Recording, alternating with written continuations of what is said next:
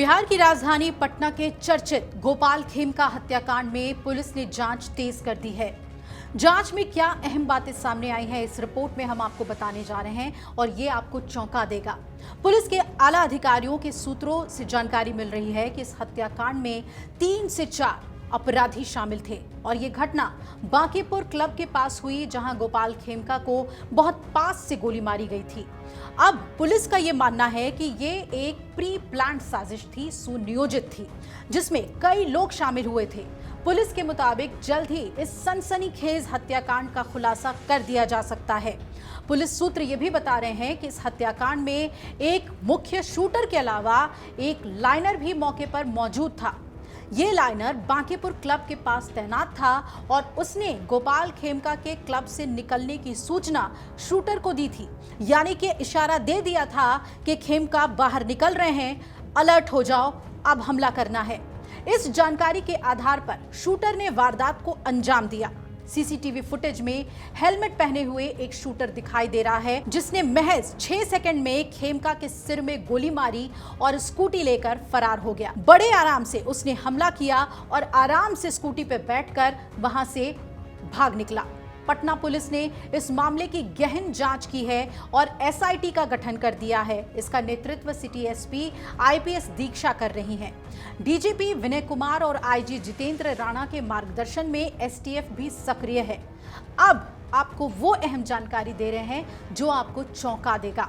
Police ने Beur jail में छापेमारी की और जब छापेमारी की तो कुछ ऐसा मिला जो अपने आप में एक बड़ा सबूत है। 3 मोबाइल फोन जब्त किए गए और सिम कार्ड्स भी मिले और कुछ सामान बरामद हुए हैं और ये सीधे सीधे इशारा कर रहे हैं इस हत्याकांड के तार, यानी कि खेमका मर्डर केस से जुड़े हुए तार इन मोबाइल फोन और सिम कार्ड से हैं। पुलिस अब एक चौथे शख्स की भूमिका की पहचान करने में जुटी हुई है और सूत्रों का यह दावा है कि शूटर की पहचान हो चुकी है। जल्द ही इस मामले में पुलिस खुलासा कर सकती है। पुलिस इस मामले में हर एंगल से जांच कर रही है, जिसमें आपसी रंजिश एक बड़ा एंगल सामने निकल कर आ रहा है, जबकि व्यवसायिक विवाद भी एक कारण हो सकता है। बस पुलिस अब ये जांच कर रही है कि वो चौथा शख्स कौन है और उसकी भूमिका क्या रही है। इसे लेकर पुलिस सुराग जुटा रही है और इसीलिए बेऊर जेल में छापेमारी की गई।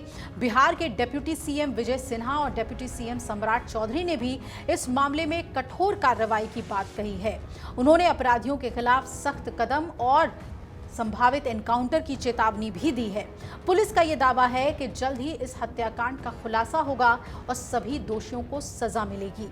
आपको बता दें कि पुलिस ये दावा कर रही है कि तकनीकी सर्वेलांस और गुप्त सूचनाओं के आधार पर वो जल्द ही इस पूरे हत्याकांड का पर्दाफाश कर देगी। कुछ संदिग्धों से पूछताछ भी चल रही है।